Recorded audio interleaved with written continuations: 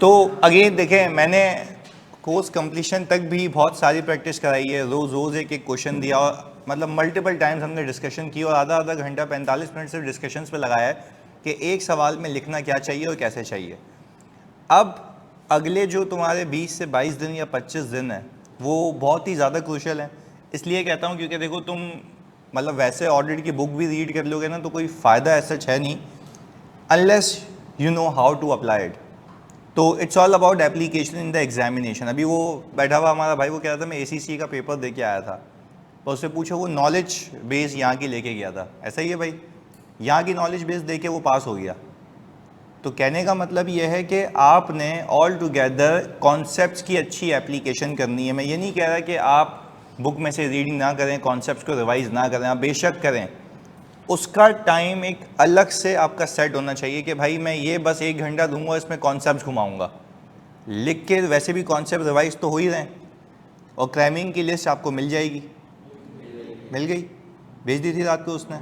चलें, तो यानी वो भी आपका मामला साइड हो गया कि ये वो चीज़ें हैं जो मुझे याद करके जानी है। अब हम बात कर लेते हैं एप्लीकेशन की। तो अगेन मैं ये कहूँगा कि अगला जो 1 महीना है ना, आप ये मत फील कीजिएगा, बहुत सारे बच्चे कह रहे थे, अनीब को भी सौले को भी, कि सर मतलब ये सवाल नहीं होते, हमसे पास पेपर हो जाते हैं। मेरा तो मैं जवाब इस बात का ये, पास पेपर हो रहे हैं ना, बात हो गई ख़त्म। वहाँ पे पास पेपर 70-80% हो रहा है, दैट मीन्स कि you are on a safe track. मसला ये कि जिस दिन ये होने लग जाएंगे ना, उस दिन मोहर लग जाएगी कि अब इंशाल्लाह फेल नहीं होते। भाई इतनी मेहनत के बाद तो अल्लाह भी देख रहा है ना कि यार लगे हुए हैं, प्रैक्टिस किए जा रहे हैं, सोचते हैं कि नए नए तरीके आ रहे हैं। तो हम भी सही है, जब हम फॉर्म में जाते हैं तो मुझे कोई 10 चीज़ें सीखने को मिलती हैं, नहीं तो मैं तो वो पूरा एक्सपोजर सवालों में डाल देता हूँ। And it's literally, trust me, it's very difficult to put a scenario in a single question. बहुत मुश्किल होता है उसको ड्राफ्ट करना, बहुत मुश्किल होता है तुम तक पहुँचाना कि कोई ऐसी चीज़ ना लिख दी जाए कि तुम्हारे कॉन्सेप्ट को हिला दे, तो बड़ा टाइम लगता है। मैं कल मतलब मेरे कज़न की कोई तबीयत ख़राब थी, मैं हैदराबाद गया था, ड्राइव करके वापस भी आया, फिर बैठ गया, मैंने जहाँ जहाँ भी शॉप थे वहाँ पे बैठ के मैंने सवाल की ड्राफ्टिंग की, उसको भेजा, फिर यहाँ पे आके वापस काम किया। तो मतलब if I am that much dedicated for you, तो आपने अगला 1 महीना ना सुस्त नहीं होना। और अगेन मैं मानता हूँ कि थक जाता है बंदा, पर अपने आप को सिर्फ ये कहना है कि भाई 1 महीना है, ऐसी की तैसी सवाल के सवाल प्रैक्टिस करूँगा मैं। और मैं आपको आखिरी की स्ट्रेटजी भी बताता हूँ। जब इतनी प्रैक्टिस करने के बाद, खुद लिखने के बाद, देखो I have seen many people जो ना सोचते हैं अच्छा मैं ये लिखता, और फिर सोल्यूशन पे चले जाते हैं। This is a very bad approach, fail हो जाओगे। ये नहीं करना कि मैं सोचूं। कितने लोग ऐसे हैं जो करते हैं, ऑनेस्टली बताओ, कि सवाल को सोचते हैं कि यार मैं ये लिखता, और फिर सोल्यूशन पे चले जाते हैं। ये बड़ी गंदी अप्रोच है, इससे आप पास नहीं होते। देखो यहाँ पे हैं बच्चे, मुझे पता है ना वैसे, क्योंकि भाई देखो मैं भी तो इसी स्टूडेंट फेज से गुजरा हूँ ना। मैं ये कह रहा हूँ ये नहीं करना। देखो बहुत सारे बच्चे, मैं मना कर रहा हूँ ये नहीं करना, क्योंकि the thing which you are thinking about and the thing which you are writing, उसमें ज़मीन आसमान का फ़र्क होता है। अभी आपने कितने सवाल ऐसे होंगे जिसमें आप बोलते हो यार सोच तो आ रहा है कि क्या, पर लिखा नहीं जाता। तो इसलिए मेरी गुजारिश है आज ही कि खुदा के वास्ते उसको लिखें, लिख के एक एक चीज़ को मैच करो। मैं आखिरी स्ट्रेटजी बता रहा हूँ, जब ये सारी प्रैक्टिस आपने कर ली, उस सारी प्रैक्टिस को करने के बाद आपने आखिरी दिनों में अपने जर्नल के सवालात घुमाने, सवाल पढ़ा और फिर उस वक्त सोचो भले सोल्यूशन क्या, क्योंकि लिख चुके हो। बात समझ आ रही है? आखिरी दिनों में कोई एक्सपेरिमेंट नहीं करना, प्रैक्टिस हो चुकी है, सारे सवालात घुमाओ, पास पेपर, मेरे सवालात, सारे सवालात घुमाओ, और फिर कोर्स रिवाइज करके पेपर में चले जाओ। अगेन स्ट्रेटजी क्या बताई है मैंने, आखिरी दिनों में सिर्फ क्या घुमाओगे, सवालात, ताकि तुम्हारा दिमाग फंक्शनल हो कि यार ये पूछता है तो ऐसे लिखना होता है, ये पूछता है तो ऐसे लिखना होता है। वो तो पास पेपर हो गए, फिर मेरे सवालात घुमा लिए सारे, एक बैंक बन गया दिमाग में कि अच्छा यार ये तरीके मैंने वापस घुमा लिए, और फिर कोर्स को रिवाइज करो और बिस्मिल्लाह पेपर में चले जाओ। उस आखिरी के 4 दिनों में एक्सपेरिमेंट नहीं करना। एक्सपेरिमेंट ये चल रहे हैं ना तुम पे, कब से ही चल रहे हैं, सेटबैक भी आ रहा है, मतलब डीमोटिवेशन भी हो रही है, सही है, चलें, बोले सेटबैक ही आ रहा है, चलें ओके। तो खैर मैंने आपको बता दिया अभी से ही, प्रैक्टिस करते रहेंगे, रिवीजन अपना चालू रखो। अच्छा, रिवीजन इन द सेंस कि भाई आपने कॉन्सेप्ट घुमाने, दोस्तों डिस्कस कर लिए कि भाई सैम्पलिंग के अंदर पॉपुलेशन पर्पस का क्या मतलब है, ये सारी चीज़ें, फिर क्रैमिंग की चीज़ें आपको दे दी हैं। आखिर की बता रहा हूँ, आखिर के जो 4 दिन होंगे, जिसका भी जितना गैप होगा, उसमें आपने सबसे पहले अपना कोर्स घुमा लिया और फिर सवालात घुमा लिए, दैट्स इट। उस दिन कोई एक्सपेरिमेंट नहीं करना, क्लियर है? चलें ओके। अब ये एक आपके सामने इस ग्रैंड सेशन का पहला सवाल है, इसकी खाली रिक्वायरमेंट देख लें क्या है। Perform analytical procedures as required by your manager including expectations where possible. अगर जिस बच्चे को एनालिटिकल की डेफिनेशन याद है वो कुछ भी नहीं उठा सकता है इस सवाल में, अगर उसको अप्लाई करना आता है तो वो कुछ कर जाएगा। तो हम एक काम ये करते हैं, आपको देते हैं डेजिग्नेटेड 15 मिनट इस सवाल को करने के लिए, चुपचाप बगैर किसी डिस्कशन के, चुपचाप आपने एज एग्जाम सिनेरियो बना के करना है अगला हर सेशन। ग्रुप में भी भेज देते हैं। अच्छा, ऊपर खाली रीड कर रहा हूं ताकि इसको स्क्रॉल डाउन कर दूंगा। You are the audit senior assigned to audit of Sakshi Foods Limited for the year ended 30 June 2025। Your audit manager has asked you to perform analytical procedure using the, बोला कुछ analyse करके दो इसमें से। तो ये मैंने इसको नीचे कर दिया, यहाँ तक आ गया। ये मैं अपने पेज पे भी लगा रहा हूँ, आप वहाँ पे अपना आंसर पोस्ट करेंगे, जो यहाँ पे वो मुझे सुनाएंगे and I can open mic of any individual from there as well. सही है, चलें जी, बिस्मिल्लाह। बगैर किसी डिस्कशन के, आप प्लीज़, इट्स अ रिक्वेस्ट।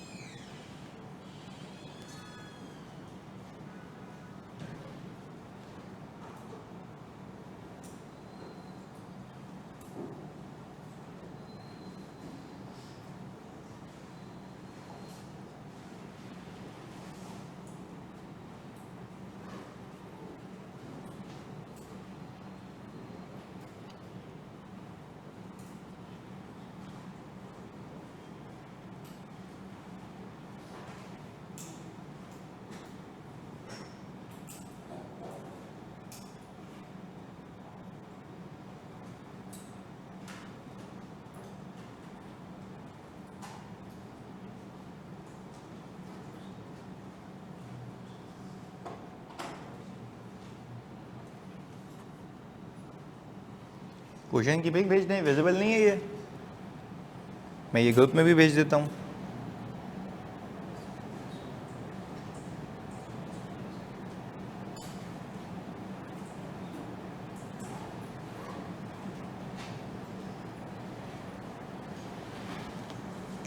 वालेकुम सलाम।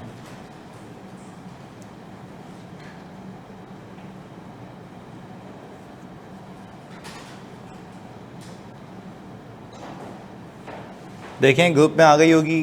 वालेकुम सलाम। ग्रुप में, हर ग्रुप में भेज दिया है सवाल।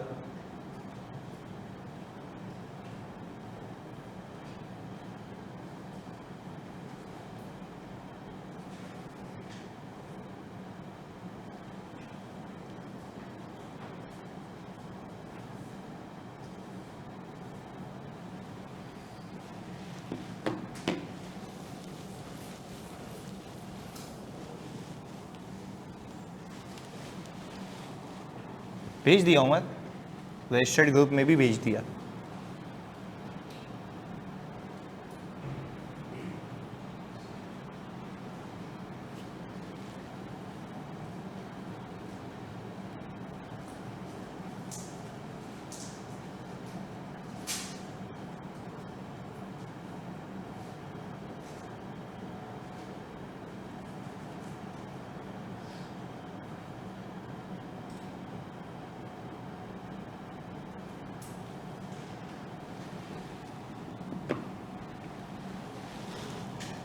वो दे दूंगा अब्दुल हादी।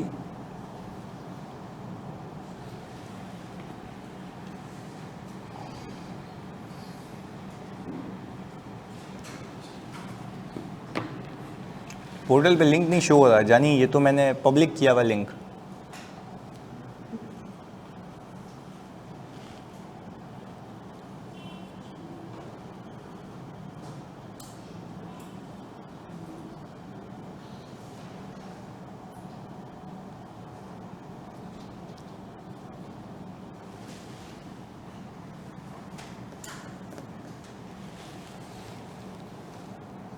अच्छा, एनालिटिकल प्रोसीजर की डेफिनेशन थोड़ी सी रिवाइज कर लेते हैं।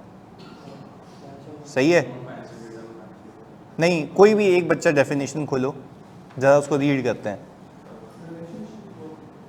नहीं, एक मिनट खोले। एनालिसिस है ना, financial and non financial information, सही है। और प्लॉजिबल रिलेशनशिप्स को देखना एंड आपकी एक्सपेक्टेशंस डेवलप करना और इंक्वायरीज करना कि अगर आपकी एक्सपेक्टेड वैल्यूज से जो एक्चुअल फिगर है वो डेविएट करती है तो क्या हो रहा है, ये एनालाइज करना कहलाता है। रीड करो जल्दी से इस्माइल, जल्दी।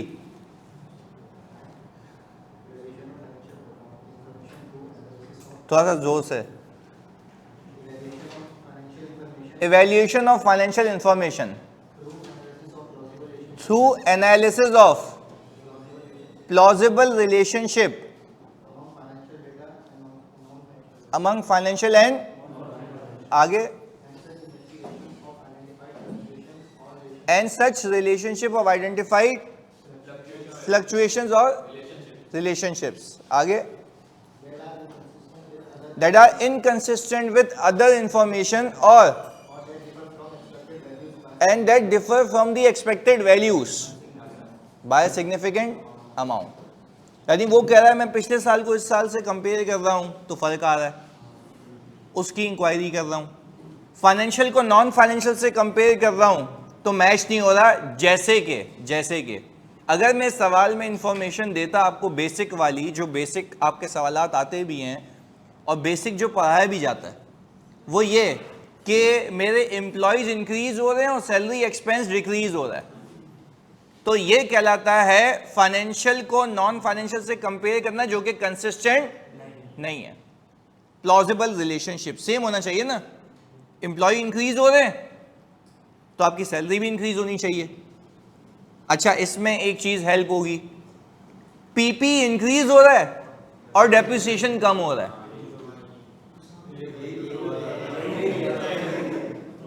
ऐसा ही है।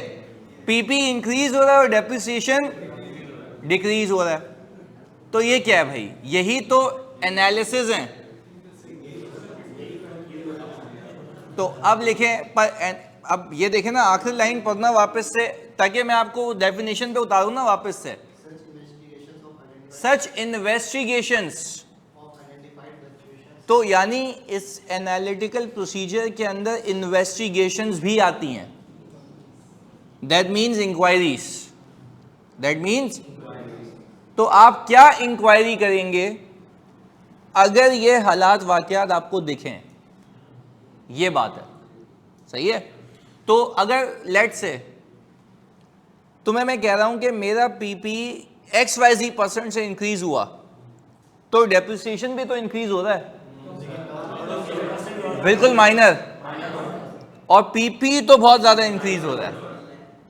तो आई थिंक इसको लिखने का भी तरीका ये होगा ना, this is inconsistent, there is a inconsistency between the increase in PP and the increase in, because depreciation is increasing by this percentage and depreciation is increasing by XYZ percentage, जो भी इसमें लिखा हुआ होगा, जो भी आप कैलकुलेट करेंगे। इसको यूं भी देख सकते हैं, जो भी बता रहा हूं, depreciation as a percentage of PP,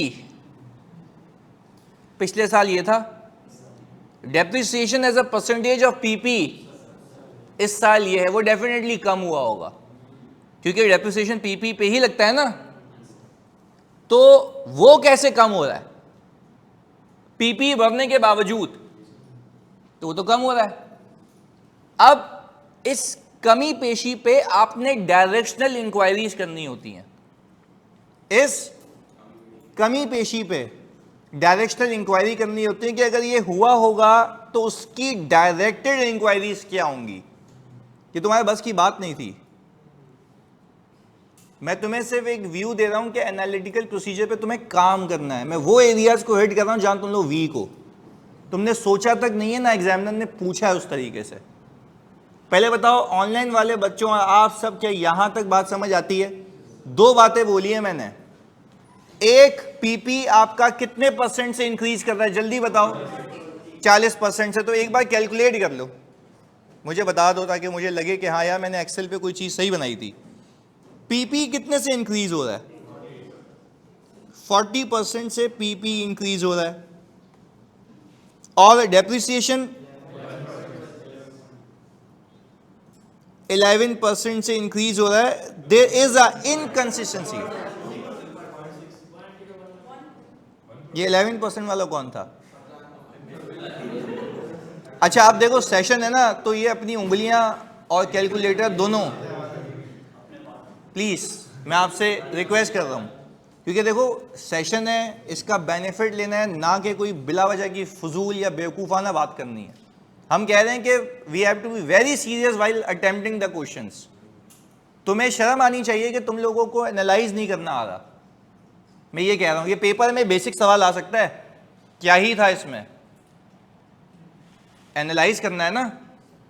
ये पूरी दुनिया ऐसे पढ़ाती है, इसको इससे कंपेयर कर लेना, वो रेंट एक्सपेंस आपका कम हो रहा है, जगहें बढ़ रही हैं, वो भाई ये सब सिखा देंगे। सोचने का तरीका ये है कि depreciation as a percentage of PP क्या है, पीपी का इंक्रीज वर्सेस डेप्रिसिएशन का इंक्रीज में कहीं इनकंसिस्टेंसी तो नहीं है। सबसे अच्छा तरीका यह है depreciation as a percentage of PP देखो। अच्छा ये बात आ रही है 1.16%, चलें जी 1.16% ये आ गया। अच्छा हम ये कह रहे हैं all together sir there is a inconsistency.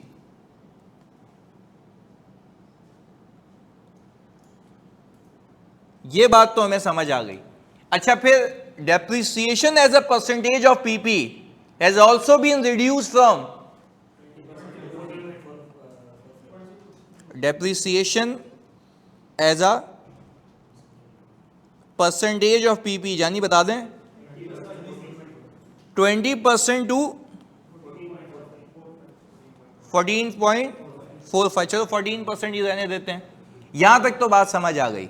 अच्छा ये तो सिर्फ एनालिसिस हो गए, that is not consistent with other information. Definition मैं हिलूंगा नहीं डेफिनेशन से, that is inconsistent with other available information. क्या हम डेफिनेशन से बाहर हुए या with in the definition? That is inconsistent with other information, चाहे फाइनेंशियल हो या हम फाइनेंशियल को फाइनेंशियल से कंपेयर कर रहे हैं, with in the FS compare कर रहे हैं, इनकंसिस्टेंट है। How is this possible that your PP is increasing significantly and your depreciation is not increasing? ऐसा है। चलें ये बात हो गई।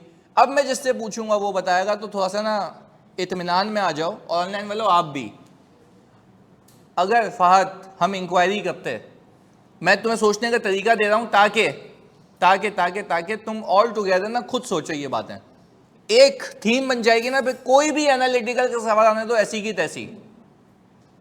अच्छा प्लीज ऑनलाइन वालों आप बता सकते हैं, पर बहुत पहले सवाल सुनेंगे, फजूल बात नहीं करेंगे। ये मुझे बताओ मेरा मकसद यहाँ पे किस चीज को वेरीफाई करना है?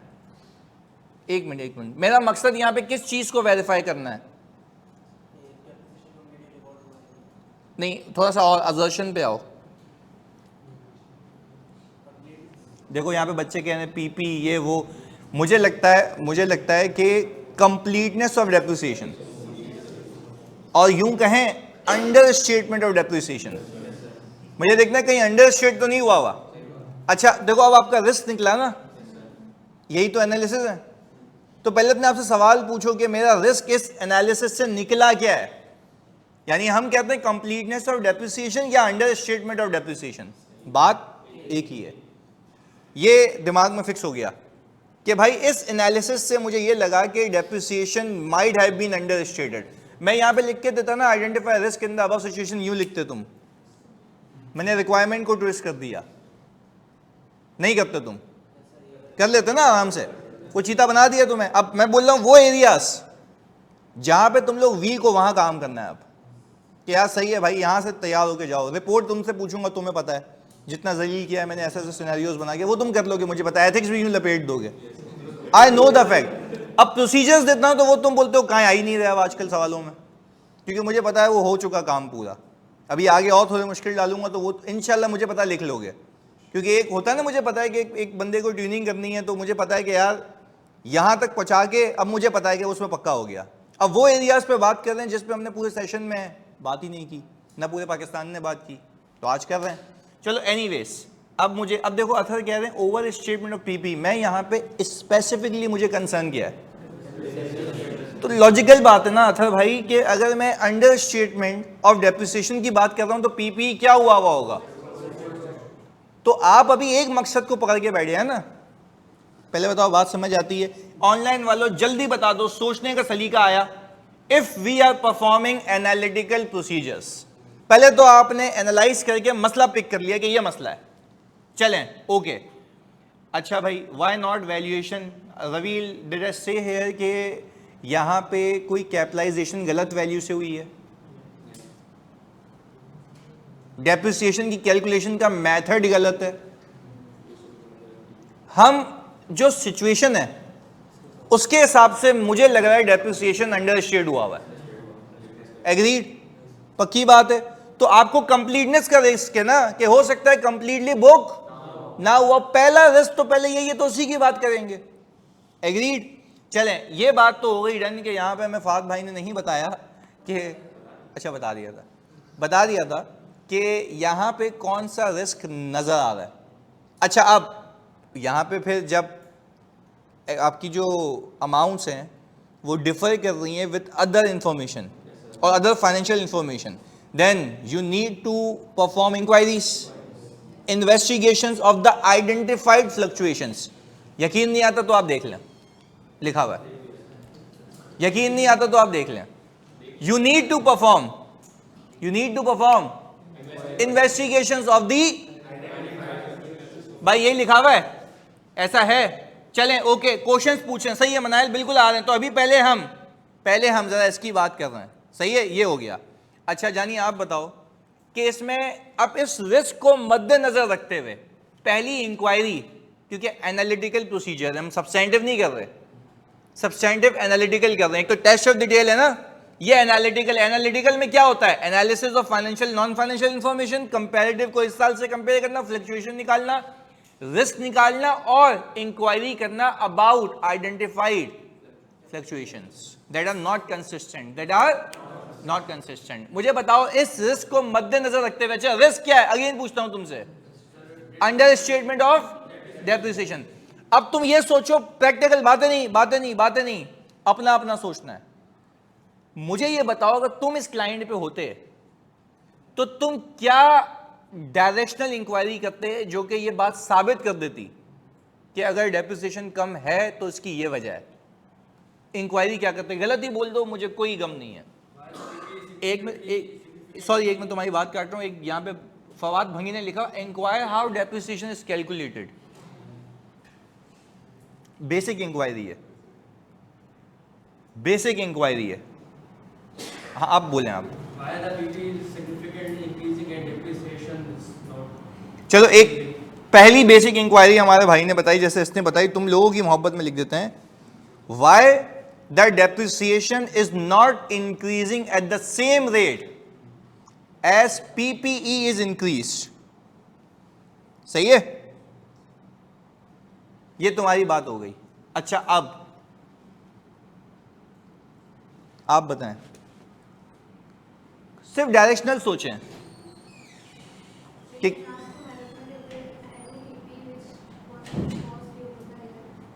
डिस्पोज ड्यूरिंग द ईयर, वो तो बढ़ गया। मैं वैसे एक हिंट देता हूं, नहीं खड़ा हो बंगी तू, रीवैल्यूएशन।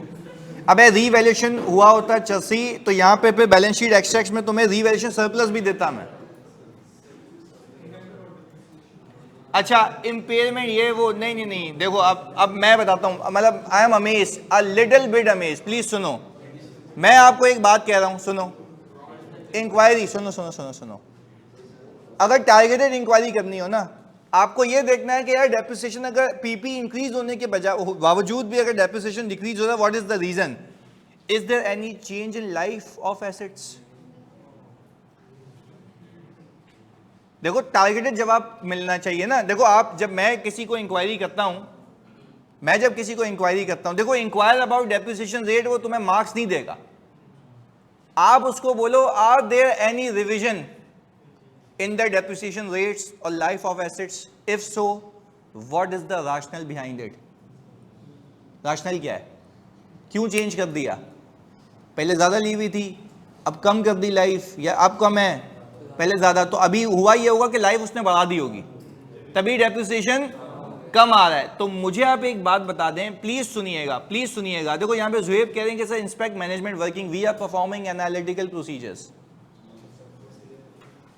सब्सटेंटिव नहीं कर रहा, एनालिसिस कर रहा हूं, इंक्वायरीज कर रहा हूं, क्योंकि आप लोगों ने अगर ISRE का लेक्चर लिया हो ना, मैंने आपको वहां बताया था, मैंने बगैर किसी डॉक्यूमेंट को देखे हुए वो गवर्नमेंट ग्रांट का मसला पिक कर लिया था एनालाइज करके।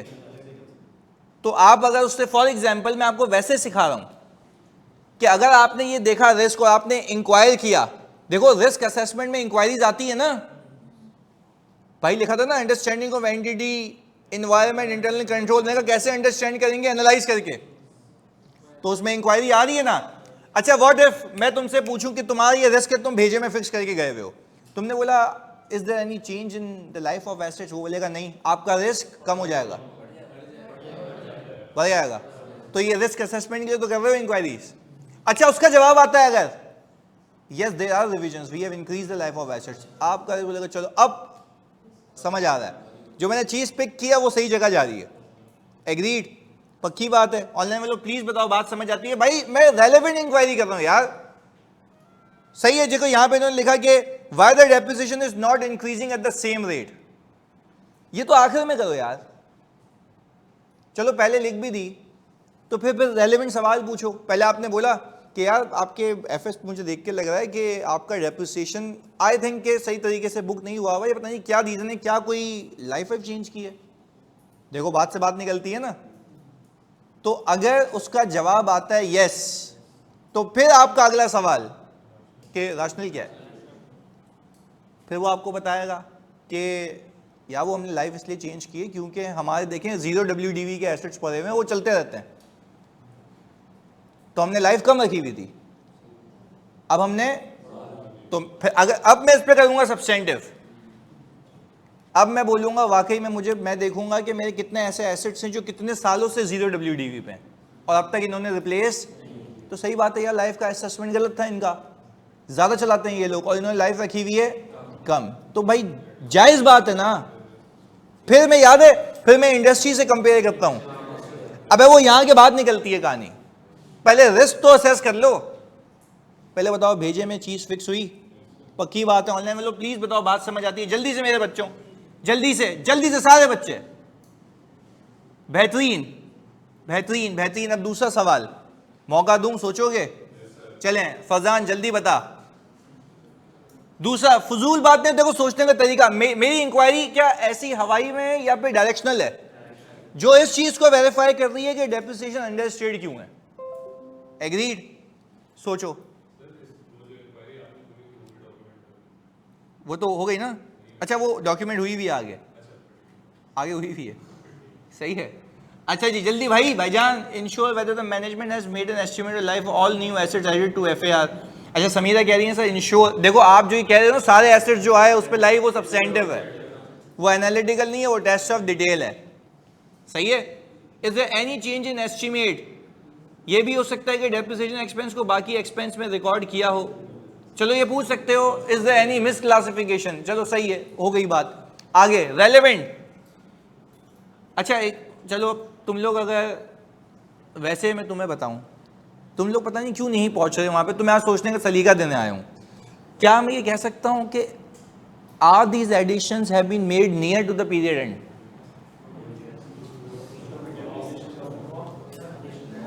Are these additions have been made near to the period end because of which depreciation has not been calculated for the whole year। अच्छा वो बोले नहीं भाई शुरू से खरीद रहे हैं, तुम बोलोगे बाबू सही हो गया काम, यानी मोहर लगती जाएगी रिस्क के ऊपर, तो तुम क्या बोलोगे अपने बच्चों को कि यार, बोला गुड जानी, ऐसे ही थोड़ी ना हल्का लिया हुआ है, इधर आगे सुनो गेम, इधर सुनो।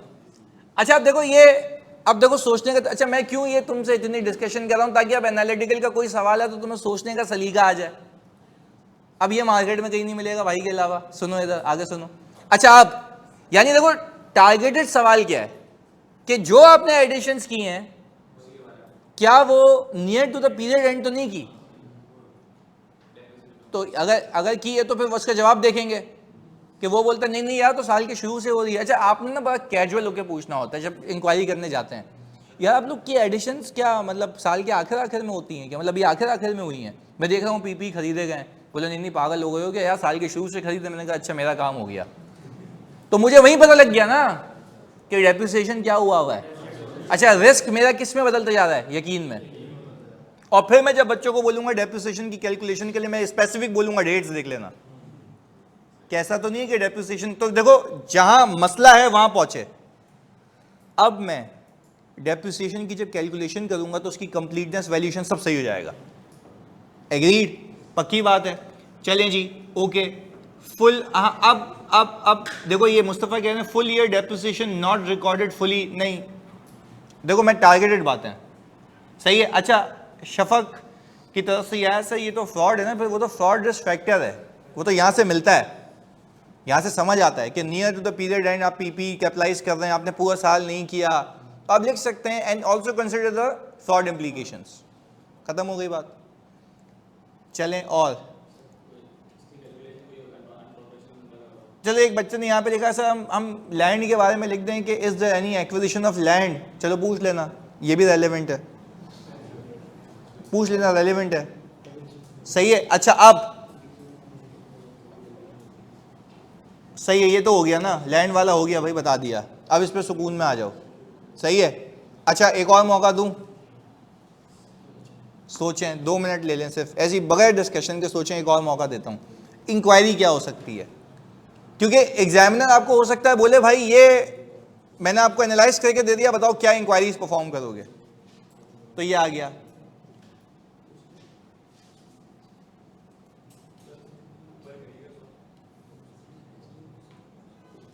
अच्छा फातिमा कह रही है were any assets acquired under the lease, I believe even if your assets have been acquired under lease that should be depreciated. ये लिखना सबसे बड़ा पाप होगा, और अगर वो होता तो वो राइट और यूज ऑफ एसेट के नाम पे दिख रहा होता। एग्रीड है। तो अगर आप ये कह रही है ना कि अगर एसेट लीज पे एक्वायर किए गए तो ये वाला रिस्की है, क्योंकि वो भी तो डेप्रिशिएट होता है ना, हाँ या नहीं, तो वो भी होगा, उसमें क्या मुसीबत है। अच्छा अब नेहा ने एक सही चीज पहुंची है, वो ये है क्या कोई ऐसे एसेट्स तो नहीं है जो इस साल फुली डेप्रिशिएट हो गए थे। एक ही बच्चे ने, देखो आप प्लॉजिबल चीजें सोच रहे हो कि किस वजह से जो डेप्रिसिएशन है वो हमारा कम हो सकता है, तो वही तो पूछ रहे हो, are there any fully depreciated assets in the year और significant assets in the year that has been fully depreciated. अगर उसका जवाब आता है यस, तो हमारा फिर एक तसल्ली आएगी कि अच्छा ये वजह भी हो सकती है। पर ये तीनों, अच्छा मेरे ख्याल से ये तीनों ही वजह हैं जिस वजह से आप कह रहे हैं कि आपका डेप्रिसिएशन कम हो सकता है, तो वही वजहें आपने पूछी। एग्रीड। तो यार आप इन इंक्वायरीज को किसी एक जगह बंद नहीं कर सकते, मैं ये कहना चाह रहा हूं, आप इन इंक्वायरीज को किसी एक जगह पे बंद नहीं कर सकते। मैं सिखाना ये चाह रहा हूं, ये आपको थॉट प्रोसेस चलाना पड़ेगा कि अगर ये मसला आ रहा है तो मैं इसके लिए इंक्वायर क्या करता। पहले बताओ कहानी समझ आती है, क्लियर है? किधर से? नहीं तो नहीं हम कंपेयर पिछले साल से कर रहे हैं ना, तो हम ये कह रहे हैं, मैं आपको बताता हूँ, मैं गेम इसमें कैलकुलेशन में नहीं करना भाई से, तो सुनो बताता हूँ इधर। वैसे ही सवाल अच्छा है पर वैसे एक्सप्लेन कर देता हूँ आपको। जो एसेट हो सकता है फुली डेप्रिशिएट हो गए हैं, उसका पिछले साल तक पूरा बुक हुआ हो, इस साल उसका इम्पैक्ट 0 होगा, और ये जो आया हुआ होगा हो सकता है वो सिर्फ एडिशंस पे हो ज्यादा वाला। तो हम तो सवाल टारगेटेड कर रहे हैं ना कि भाई मैं मानता हूं कि पिछले साल के मुकाबले में डेप्रिसिएशन 40% बनना चाहिए, पर जो पिछले साल तुम्हें डेप्रिसिएशन दिख रहा है हो सकता है वो इस साल उसका आधा भी ना हो। क्यों? फुली डेप्रिशिएट हो गया था पिछले साल ही, तो पिछले साल तो दिख रहा होगा डेप्रिसिएशन, तो ये वजह है। तो पीपी तो सही है, मैं जाते हुए देख रहा हूं ऊपर, वो एडिशन ही है ना जो जाते हुए दिख रही हैं, पर हमने सवाल डायरेक्शनल कर लिया कि आर दे एनी फुली, या कुछ ऐसे ऐसे तो नहीं जो इस साल क्या हो गए, फुली डेप्रिशिएट हो गए, जिसपे इस साल डेप्रिसिएशन जबकि पिछले साल था, तो वो वाली बात। अच्छा, अब यहाँ पे मोहम्मद उमर ने एक शॉर्टकट बताया है, आसान तरीका है कि जिस चीज़ की इंक्वायरी करनी है उसका फॉर्मूला जहन में रखें, उसके मुताबिक इंक्वायरी करें। Like depreciation is equal to cost into depreciation, तो इंक्वायरी क्या एडिशन हुई, क्या रेट चेंज हुआ, एक्सेक्टर। जी बेटा बिल्कुल ऐसा ही है। अच्छा इधर नहीं, वो कह सही रहा है, वो कह सही रहा है, वो डायरेक्शन बता रहा है कि भाई जिस चीज़ की इंक्वायरी कर रही है उसको जहन में रखें, उसको जहन में रखते हुए भी तो ये नहीं कर पा रहे ना, मसला ये है। तो ये सोच की बात है ना कि उस वक्त मैं क्या पूछूं।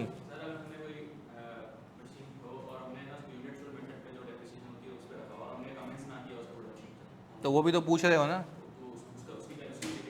तो are there any full stop in your production, यही है ना, what the production suspended during the year, पर वो पे तुम्हें नीचे लिख के देगा। वैसे तो जेन्युइनली तो लाइफ ही होगी ना, अगर यूनिट प्रोडक्शन मैटर तो प्रोडक्शन नहीं होगी तो डेप्रिशिएट भी नहीं होगा। तो अगेन फिर तुम ये अज्यूम कर रहे होगे ना कि मैन्युफैक्चरिंग कंसर्न है, ये है वो है, इतना क्यों जाना। सही है, इफ के साथ लिखोगे फिर कि is the any suspension, examiner की आइडिया की बोलेगा मैंने ऐसी कोई इन्फॉर्मेशन दी नहीं है, तो ये क्यों अज्यूम कर रहा है कि यूनिट प्रोडक्शन मैटर है। देखो यूजुअली लाइफ तो बेसिक चीज़ है ना।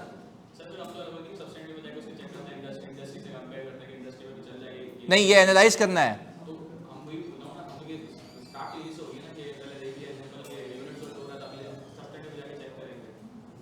तुम्हारी बात नहीं समझ आ रही ना, नहीं हो सकता ना जानी, इसमें लिखा हुआ है कहीं कि यूनिट प्रोडक्शन मेथड पे ये डेप्रिशिएट कर रहा है, तुम एक के साथ लिखना है फिर if the assets being depreciated using, और पर तुमने अगर ये चवल मारी और ऊपर देखा कि उसका बिजनेस ही अलग है, यूनिट प्रोड्यूस नहीं करता, ट्रेडर है, फिर क्या करोगे। तो वो अजम्पशन वो लो ना जो तुम्हारे पास फिट हो जाए, पर ये अजम्पशन वहाँ ले सकते हो जहाँ पे मैन्युफैक्चरिंग हो। सही है, और उसने कहीं लिखा हुआ नहीं हो कि लाइफ वाइफ पे करते हैं। एग्रीड। चलें सर, हो सकता है डिस्पोजल की डेप्रिसिएशन इग्नोर हो, तो मनाइल वो तो फिर केटर हो रही है ना। हम तो कह रहे हैं जब डिस्पोजल के बाद भी पीपी क्या जा रहा है, ऊपर जा रहा है, तो उसके बावजूद भी आपका इतना माइन्यूट क्यों है। तो ये दो इंक्वायरीज थी। सही है जी। इंक्वायर सफिया की तरफ से आया, inquire the dispose of asset is remove from the FS. भाईजान हेलो, इधर अगर मैं 1 मिनट रुके, इंक्वायर करूंगा डिस्पोज ऑफ एसिड पीपी से रिमूव हो गया, ये आप ओवर स्टेटमेंट का प्रोसीजर है। नहीं आई बात समझ। अगर आप ये पूछ रहे हैं ना जो पीपी बेचा था वो तुमने निकाला नहीं निकाला, इसका मतलब है तुम ये देखना चाह रहे हो कि डेप्रिसिएशन ज्यादा बुक हुआ है, ये उस पर इंक्वायरी फिट होती है। बात नहीं आ रही समझ। देखो इन्होंने कहा कि सर मैं ये इंक्वायरी कर लूं कि जो एसिड बेच दिया क्या उसको आपने पीपी से निकाला। तो भाई अगर ये पूछ रहे हो तो इसका मतलब ये है कि आपको ये शक है कि डेप्रिसिएशन ओवर बुक हुआ है। हमारा मसला किस चीज का है, अंडर बुकिंग का। सही है सफिया, तो ये इस चीज को मैं कह रहा हूं। सही है। अच्छा हाँ, एक ये वाला डेप्रिसिएशन मेथड चेंज कर लिया और मे बी एसिड की नेचर की वजह से। अच्छा भाई सर, इन्वेस्टमेंट प्रॉपर्टी हो सकती है फेयर वैल्यू पे डेप्रिसिएशन रिकॉर्ड नहीं होगा। बेटा इन्वेस्टमेंट प्रॉपर्टी अलग होती है ना, पीपी के अंदर तो चिपकी हुई नहीं होती है। यहां पे इन्वेस्टमेंट प्रॉपर्टी क्यों लिखूंगा, दो अलग अलग चीजें। यहाँ इशू के पीपी के इंक्रीज का नहीं, इशू ये कि पीपी इंक्रीज हुआ है डेप्रिसिएशन नहीं हुआ। बिल्कुल ऐसा ही। अच्छा पहले बताओ पीपी पे हम अलाइन है। एक इंक्वायरी करने का तरीका सलीका समझ आता है। एक बुनियाद रखिए सिर्फ ये समझाने के लिए कि what do you need to inquire about. अच्छा मैं अगर इसमें वैसे तुम्हें सिखाता हूँ, शुक्रिया जानी, मैं इसमें तुम्हें वैसे सिखाता हूँ। अगर फॉर एग्जाम्पल, हाँ समझना है, मैं तुम्हें ये सिखाता हूं कि अगर फॉर एग्जांपल मैं तुम्हें जीपी रेशियो देता ना, तुम वहां की इंक्वायरीज आराम से लिख लेते हैं। अगर जीपी कम हो रहा होता ना तो तुम कहते is there any decrease in selling price, is there any increase in cost of the product, और अगर इंपोर्ट करता हूं तो is there any increase in import duties. अबे ये तो बेसिक इंक्वायरीज हैं। बात आती समझ। तो जब जीपी रेशियोज की बात आएगी तो समझ आता ना, ये तो तुम लोगों ने FAR 1 में भी की थी पहले तो, क्योंकि मैं तो FAR 1 भी पढ़ा तो मुझे याद है ये भंगियों ने वहां किया हुआ है। मैंने कहा उससे हट के बात करते हैं जो इन्होंने नहीं किया हुआ। क्लियर है भाई? मुझे पता था ना कि तुम लोग वहां पे गेम कर आओगे कि जीपी रेशो के दो ही तो रीजन है, और एक बेवकूफ ये भी लिखता है कि is there any decrease in quantity, quantity का मार्जिन पे कोई इफेक्ट नहीं होता। तो ये सारी चीजें हैं, सिखा रहा हूँ, समझा रहा हूँ कि ये क्वांटिटी वाली बकवास नहीं करके आना।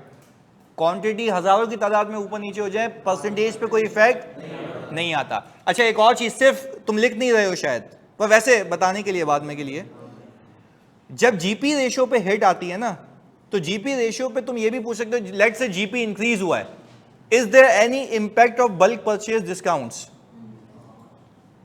Is there impact of, is there any impact of early settlements?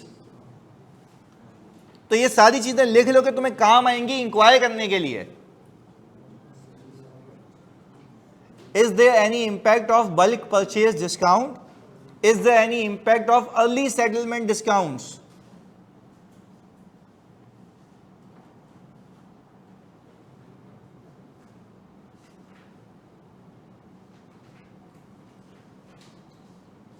Majid भाई कह रहे हैं सर लैंड वाली बात भी करें, मेरी माँ की कसम अभी तो की।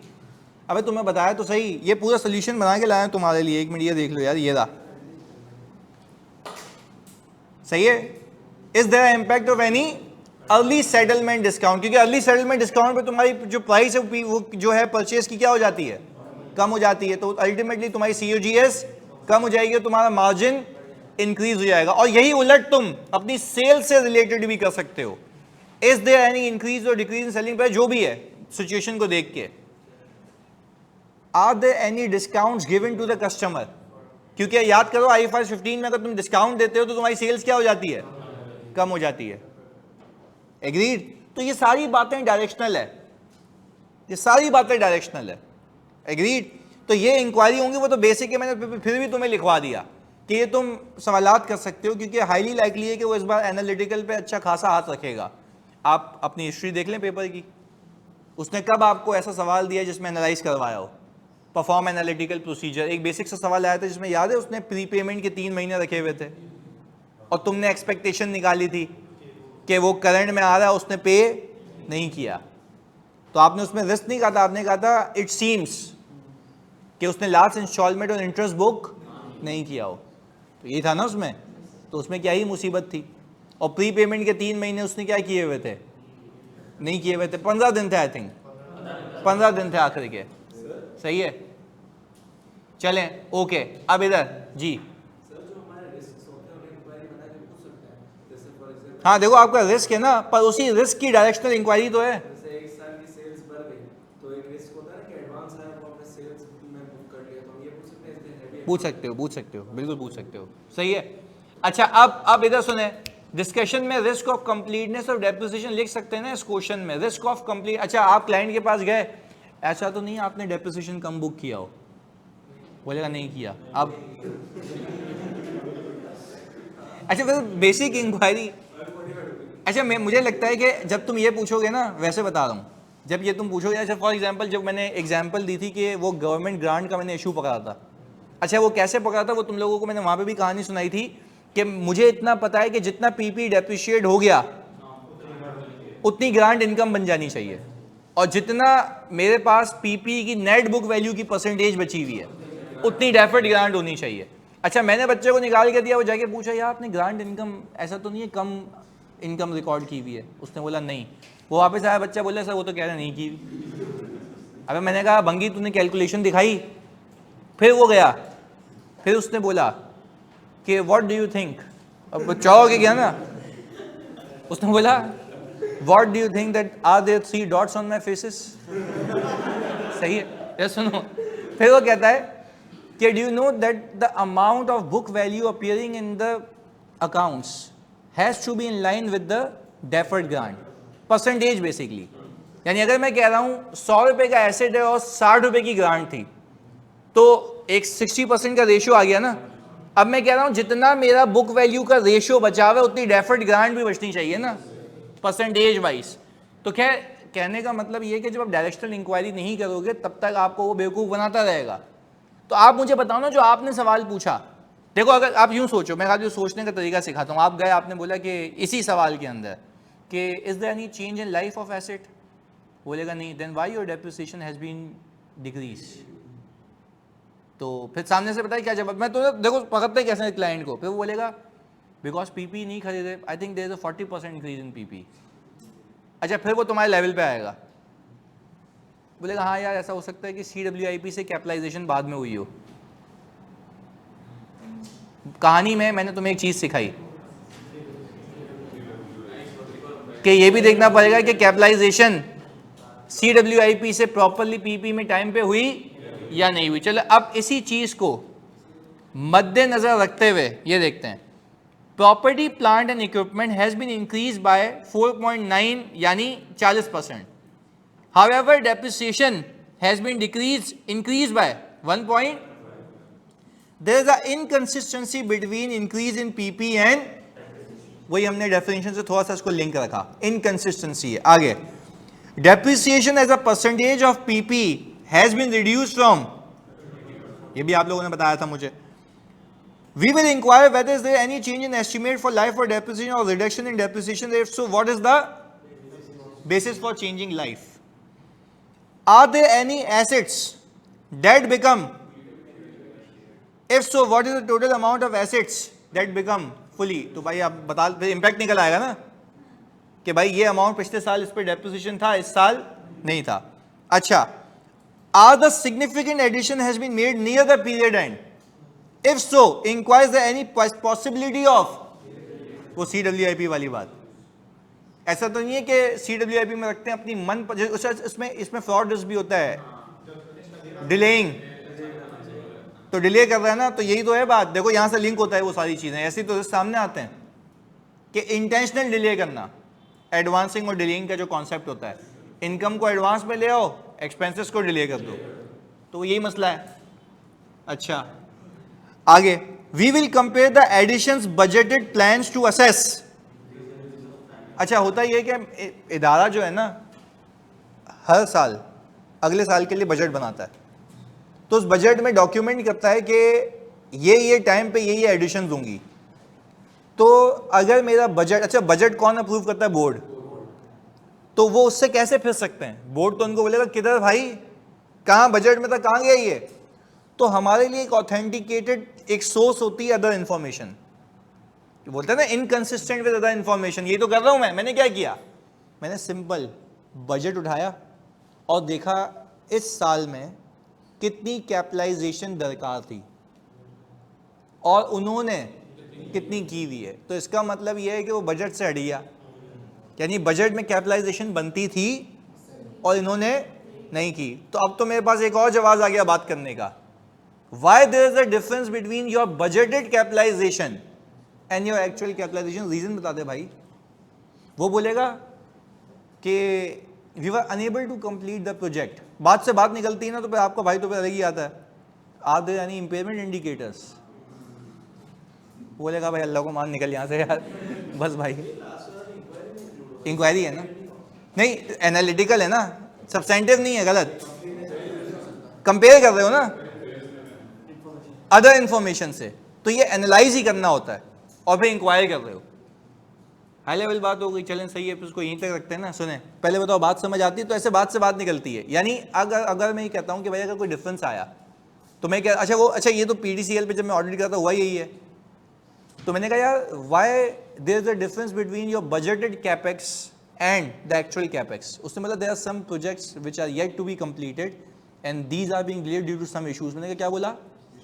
सम इश्यूज। मैंने कहा देयर इज इम्पेयरमेंट। अच्छा फिर मैंने बच्चे को बोला, मैंने इसकी MIS स्कूल मैंने एजिंग निकाल ली पूरी, सैप लगा हुआ होता है ना उसमें, एजिंग खुद ही खुद निकल जाती है। वो उसमें आ रहा होता है कि किस डेट पे कौन सा एसेट CWIP में गया था।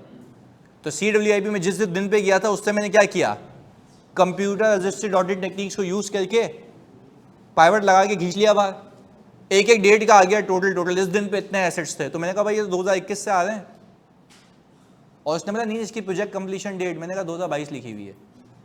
बोला आपको कैसे पता? आपका सिस्टम बता रहा है। मैंने कहा आपने किया है क्या? मैंने कहा पाइथन यूज़ किया है।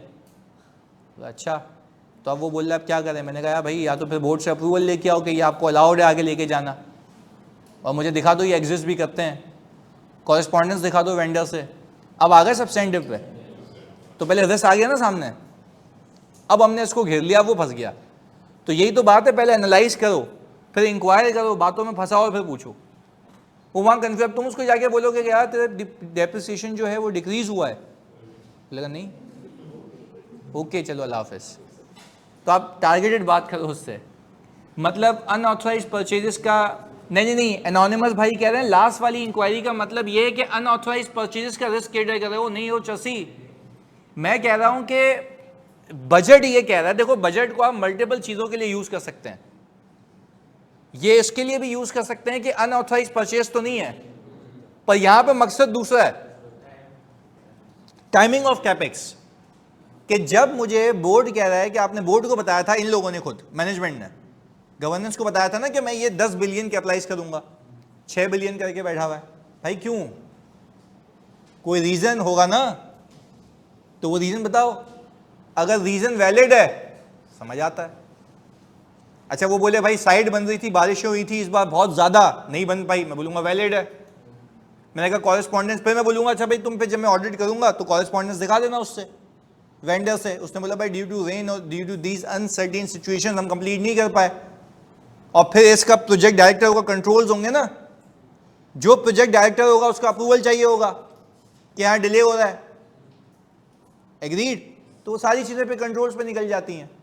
वो तो बहुत आगे की बात है, अभी तो हम सिर्फ ये बोल रहे थे कि इस पे इंक्वायरी क्या करोगे, पर पहले अल्लाह को हाजिर नाजिर जान के बता दो मेरे सारे बच्चों, क्या इंक्वायरी का गेम समझ आया? पक्की बात है कि how you need to inquire about it. आप पहले सोचें कि मसला क्या, और फिर सोच को तब्दील करें अपनी इंक्वायरीज में, जहां पहुंचना जो आपका रिस्क है उसकी इंक्वायरीज करनी है, एग्रीड। चलें, इसी का एक और पार्ट है सैलरी की एक्सपेक्टेशन। 5 मिनट लें, 7 मिनट लें, थोड़ी कोशिश करें। और अच्छा कोशिश नहीं है, फिर उसके बाद इंक्वायरीज भी हैं, जल्दी।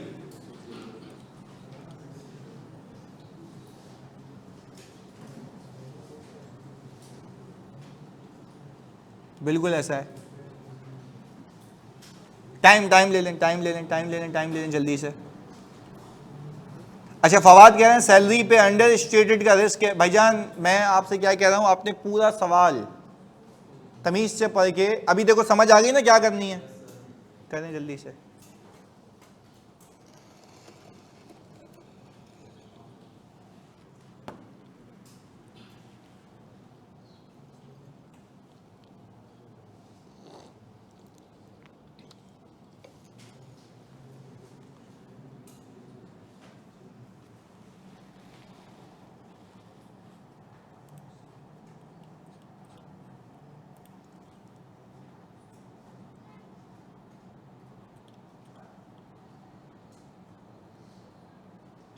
लिख सकते हो आईफोन भाई।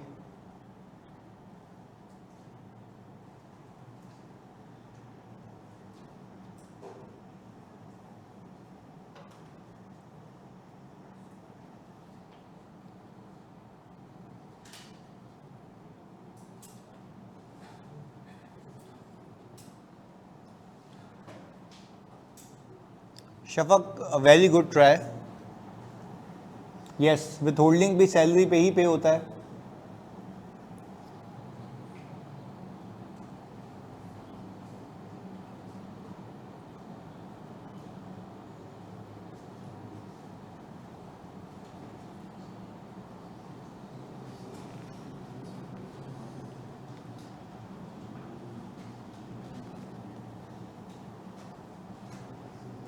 मुस्तफ़ा गलत जानी, काशान गलत,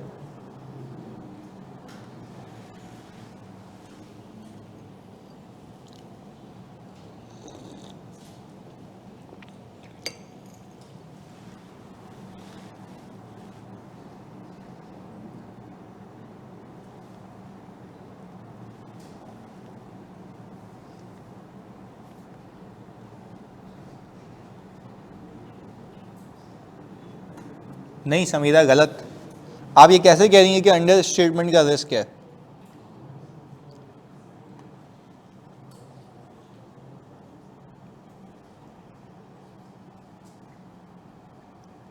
कोशिश करें, और फिर आप मुझे कहेंगे तो ऐसे एक्सपेक्टेशन वाले सवालात मैं और दे दूंगा आज, ताकि थोड़ा सा हाथ साफ हो जाए कि वो पूछे तो आप लोग पहले हो जिसको आता हो। और देखो पीपी वाला जैसे सिचुएशन आएगी तो आप आराम से हैंडल कर लोगे, तो यही उस पर देखना है हमें।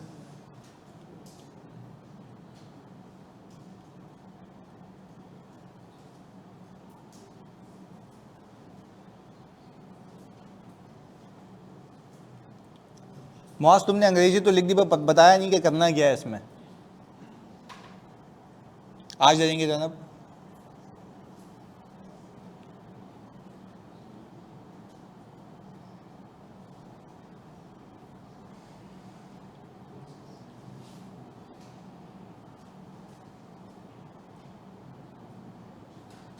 सही है आयशा।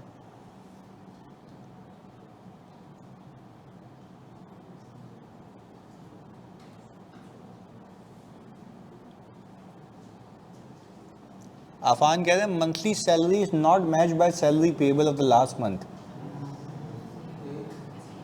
लिखा ही है, लिखा है, गलत लिखा है भंगियों।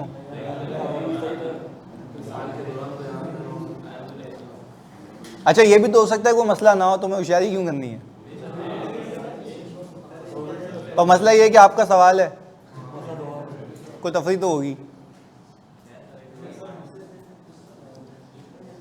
अभी मैं आपके सारे कॉन्सेप्ट सैलरी के ठीक करता हूँ। टैक्स में भी पे लेके आए हो तुम लोग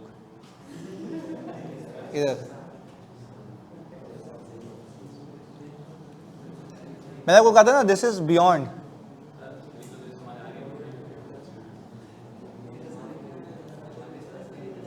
हाँ भाई,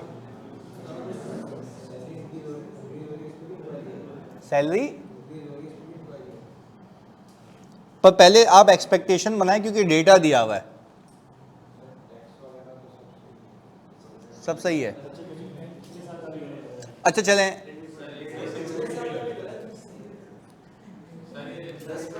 चलें ओके, अभी इधर देख लेते हैं। हार मान गए भाई, यहाँ पे लिख दिया इन्होंने। क्या लिखा है?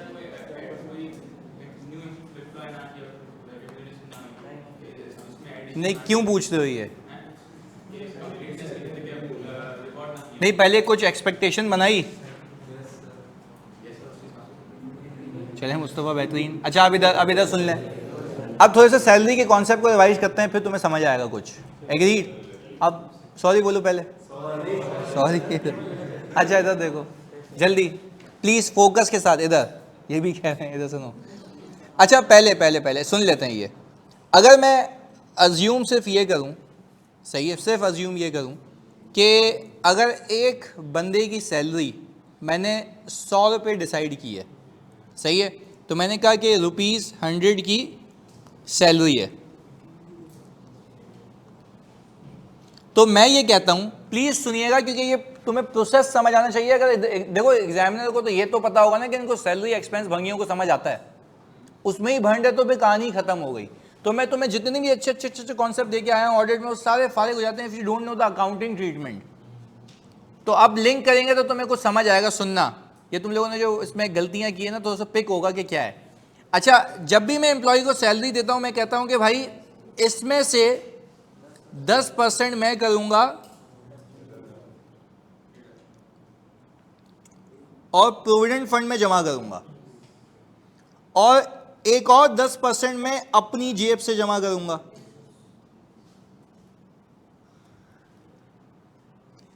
तो एक तो जब मैं सैलरी एक्सपेंस बुक करूंगा इसका, तो वो तो पूरा 100 से होगा। एग्रीड? इधर देखना, देखो अगर आप लोगों ने अब अगर अपनी कोई चवल मारी है ना, आप अपने खुद जिम्मेदार हैं। सुनना, सैलरी एक्सपेंस में पूरा 100 से करूंगा डेबिट। अच्छा मैंने कहा पेबल टू प्रोविडेंट फंड 10 से, ये अलग लायबिलिटी आ गई। अच्छा फिर हमने कहा विथहोल्डिंग टैक्स पेएबल, लेट्स से इसमें कितना लिखा हुआ है? नहीं लिखा हुआ। अच्छा हम वैसे ही अज्यूम कर लेते हैं कि वो कोई 20% है, तो 100 का 20% कितना हो गया? 20 हो गया। मैं बोलूंगा भाई ये आ गया सैलरी पेएबल।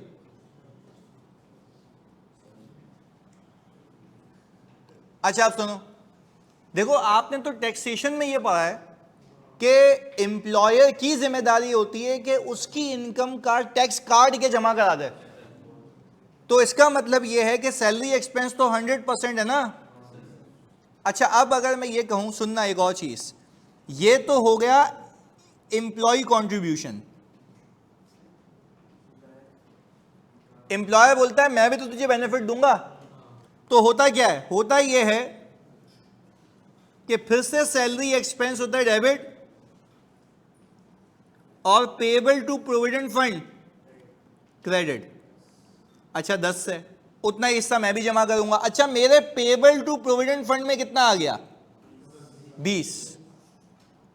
अच्छा, अब मुझे एक बात बताएं जल्दी से मेरे बच्चों, अब देखो वो कह रहे हैं इतना सोचने को आता तो ये तो सवाल हो जाता मुझसे, तो अभी यही तो सिखाने आया हूं आज कि you need to analyse, you need to perform analytics कि क्या हो सकता है। अच्छा, ये सिचुएशन भी कैसे आई, अब मेघना है, हमने छोटी बहन बनाया हुआ उसको फर्म में, वो रिव्यू कराने आई, वो बोलती है आकाश भाई आप ना, मतलब क्योंकि जाहिर सी बात है उसको मैंने कोई प्राइवेट क्लाइंट दिया होता है, प्राइवेट क्लाइंट की कहानी है।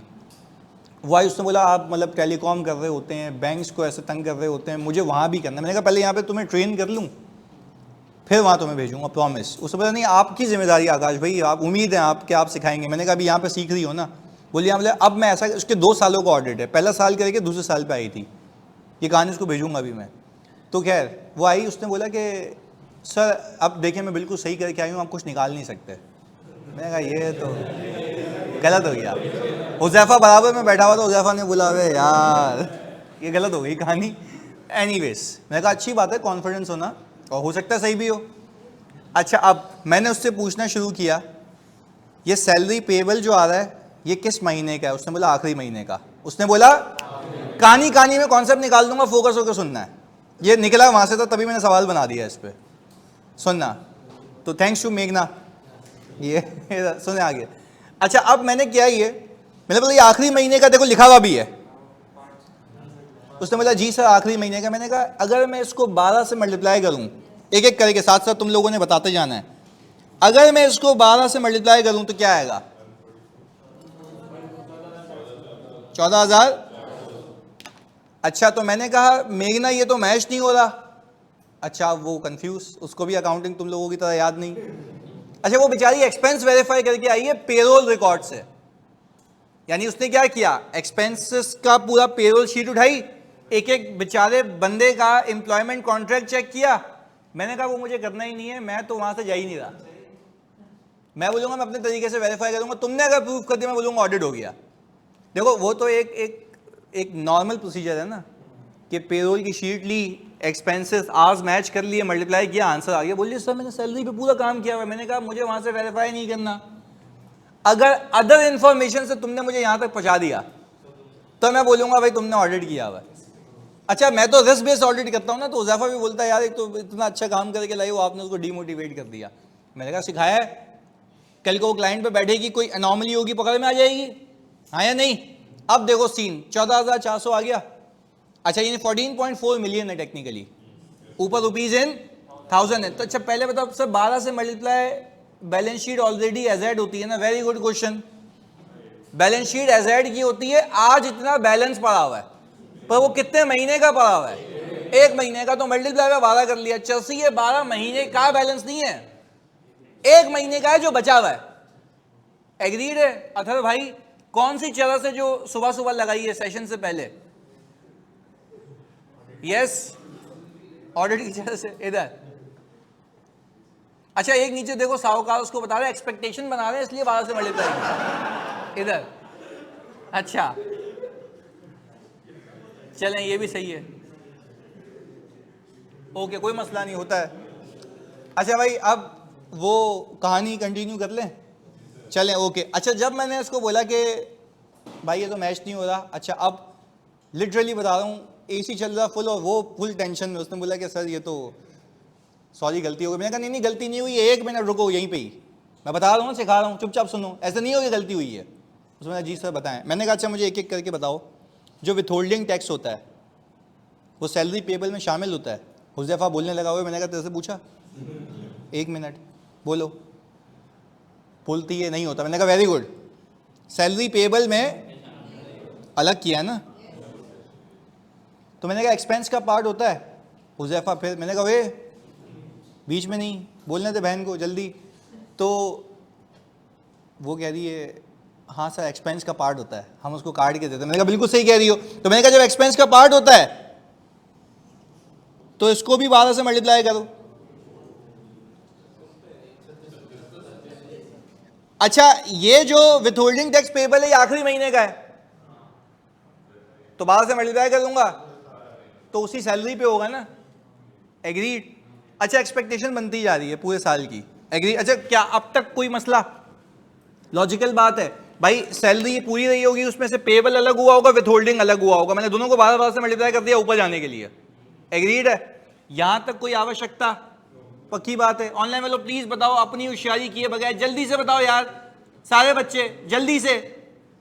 This is what we call expected value calculation. अब आगे सुने जल्दी से। अच्छा अब मैंने कहा मेघना इन दोनों को टोटल करो जल्दी। 18,000। मैंने कहा अब भी मैच नहीं हो रहा। बोलते सर अब कोई गलती होगी। मैंने कहा नहीं है, चेक करते हैं प्रोविडेंट फंड। तो मैंने कहा मेघना एक बात बताओ, तुम सब मेघना हो, जल्दी बताओ मेघना एक बात बताओ कि क्या विथहोल्डिंग टैक्स पेबल सैलरी पेबल का पार्ट था? अच्छा क्या ये provident fund payable salary payable का पार्ट है या अलग है? पर क्या एक्सपेंस का पार्ट है?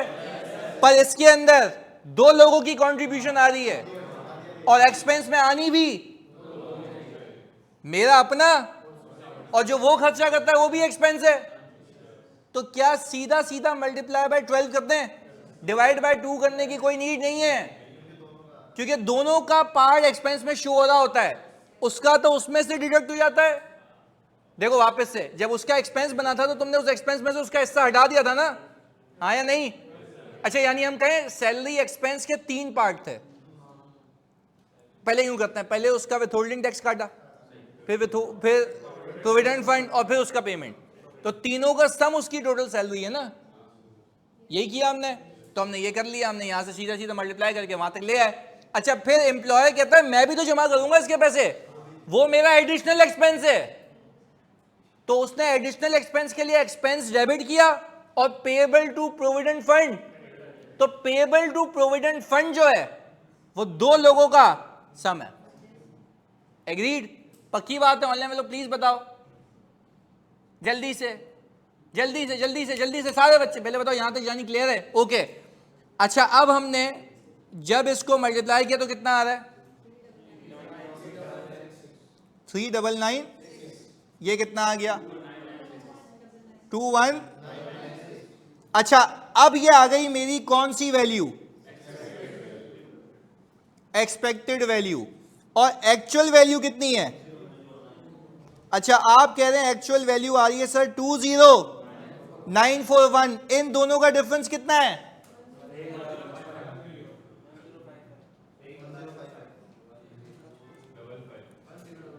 10।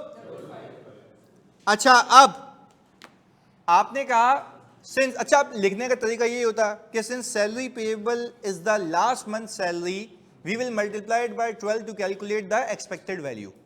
And since provident fund and withholding tax payable are not a part of salary payable but part of the salary expense, we will multiply it by the 12 in order to arrive at the expected value। और sum को compare किया and there is a difference of 1055। ऐसा है? अच्छा अब मुझे एक बात बताओ सर, एम्प्लॉयर की कंट्रीब्यूशन भी एम्प्लॉय की सैलरी एक्सपेंस में आएगी? बिल्कुल आएगी, बिल्कुल आएगी, क्योंकि वो सैलरी एक्सपेंस का ही पार्ट है, वो उसकी जेब से उसको दे रहा है, तो वो रेम्यूनरेशन में ही दिख रही होती है, पर कंट्रीब्यूशन किसका होता है? एम्प्लॉय का। अच्छा अब सुनो, मौज ये भंगी कह रहा है कि सर करीब करीब है पर 1000 का डिफरेंस है, 1 मिलियन का डिफरेंस है ऊपर रुपीज इन। पर आपने अब आज बोल सही कॉन्सेप्ट आएगा सैलरी का, आप नहीं भूलेंगे। अब सुने इधर प्लीज फोकस के साथ बेटा, यहां से जलालत तो अब शुरू करूंगा। अब आ गया फर्क एक्सपेक्टेड वैल्यू में और, तो पहले यहां तक तो करना था ना। अच्छा अब मैं जिससे पूछूंगा वो बताएगा। अलीशा आप बताएंगी आज, ये बताओ कि फाइनेंशियल्स में कम बुक हुआ हुआ है या ज्यादा? कम बुक हुआ हुआ है। ओके, तो अब आपने जो इंक्वायरीज करनी है, देखो एक तो आपकी एक्सपेक्टेड वैल्यू आ गई ना, अब एक्सपेक्टेड जो वैल्यू है वो तो बहुत हाई लेवल है, एक्सपेक्टेड वैल्यू तो बहुत हाई लेवल है क्योंकि आपने कैलकुलेशन कर करके यहां तक पहुंचे और एफएस में वैल्यू आ रही है कम। तो मुझे लगता है कि कंप्लीटनेस इशू नहीं ना, ऐसे नहीं, अब आप वो सवाल करोगे कि वहां से वहां तक पहुंचो। देखें, आपने एक अमाउंट निकाल ली, एग्रीड है, और आपने कहा कि अमाउंट मैच जो हो रही है ना, जो एफएस में आ रही है वो कम है, तो आपकी बहुत हाई लेवल अमाउंट है, तो आपकी इंक्वायरीज क्या होंगी जरा मैं एक एक करके बहुत ही इत्मीनान से तुम्हें सिखाता हूं। आपने तो ये जो क्लोजिंग सैलरी उठाई है इसमें इंक्रीमेंट भी तो हो सकते हैं और हो सकता है, पहले तो एक एक करके ना, इंक्रीमेंट साल के बीच में लगाओ। आपने तो पूरा 12 से मल्टीप्लाई किया है, ऐसा है, तो आपकी इंक्वायरी क्या होगी? इंक्वायरी क्या होगी अंग्रेजी में? नहीं, is there any increment during the year? If so in which month? If so, अच्छा इससे क्या पता लगेगा? तो उसका इंपैक्ट हटाओगे।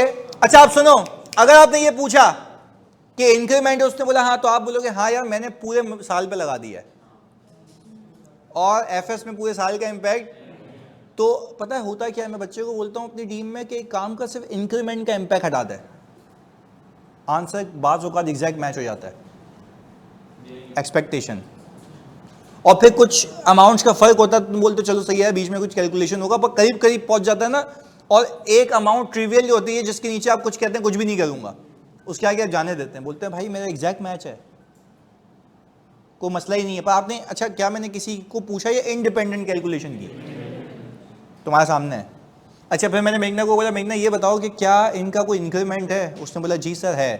तो उसने बोला, मैंने कहा कब है? उसने बोला सर वो मिड ऑफ ईयर में हुआ था। तो मैंने कहा इसका मतलब क्या, जल्दी बताओ। 6 महीने हमने ज़्यादा लिए हुए, तो क्या करें? हटा दें, माइनस कर दें उसकी एक्सपेक्टेशन में, उसकी वैल्यू से, अपनी वैल्यू से, अपनी वैल्यू से। देख लो ऑनलाइन, मतलब ये तुम सब कह दो कौन सी वैल्यू से? अच्छा अपनी वैल्यू से हटा देंगे तो हो सकता है उसके करीब पहुंच जाए, हो सकता है। अच्छा फिर अभी भी नहीं पहुंचे, वैसे ही एग्जांपल दे रहा हूं। मैंने कहा मेघना उससे पूछो कि क्या कोई और न्यू एम्प्लॉयज आए? क्या कोई न्यू एम्प्लॉयज आए?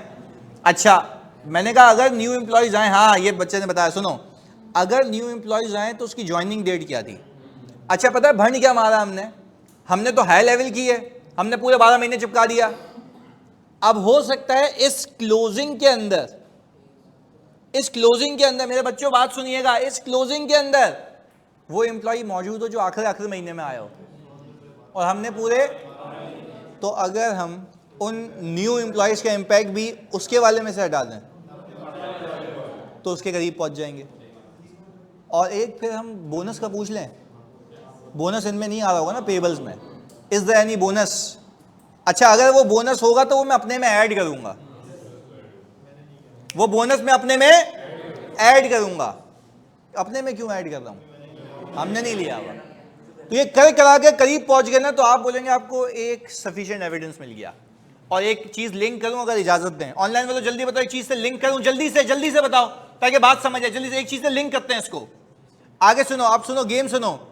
सैंपलिंग में मैंने तुम्हें सिखाया था कि सैंपल साइज डिपेंड करता है कि आपको किसी अदर सोर्स से क्या एविडेंस मिला है। ये वो अदर सोर्स है। क्या आप देख लो जाके सैंपलिंग में, सैंपल साइज के उसमें लिखा हुआ है डब्बे में कि इफ अगर अदर सोर्स से आपको कोई एविडेंस मिला है तो आपका इसी जगह पे, इसी हेड पे सैंपल साइज क्या होगा?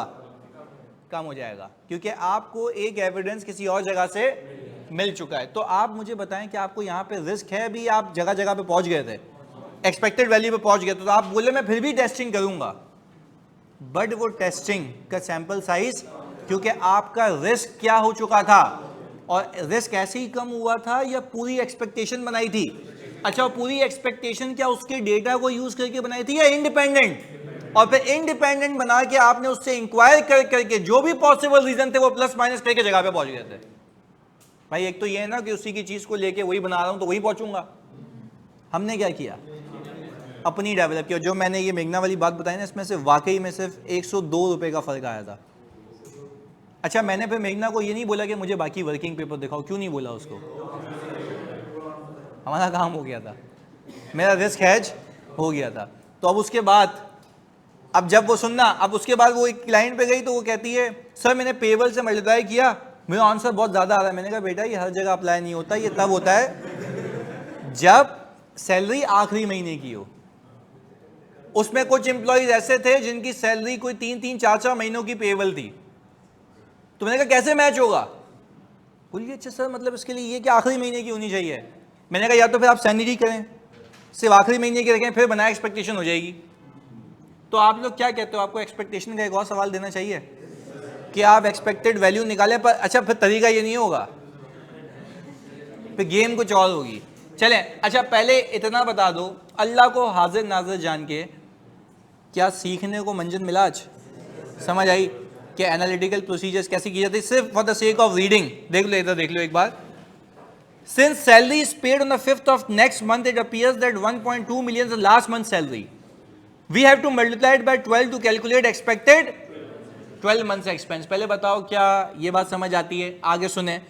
Since the salary payable is booked after deduction of withholding income tax and the provident fund, we can multiply withholding tax payable and provident fund payable amount with 12 to calculate the expected portion of salary expense that has been recorded as an expense but not included in। ये तुम लोगों ने बताया था अभी भी, वापस आगे। Because of the fact that withholding tax payable has to be submitted paid to tax authorities and provident fund deduction has to be paid to a separate fund, तो उसको हम अलग कर लेते हैं। तो एक्सपेंस का तो पार्ट होता है ना।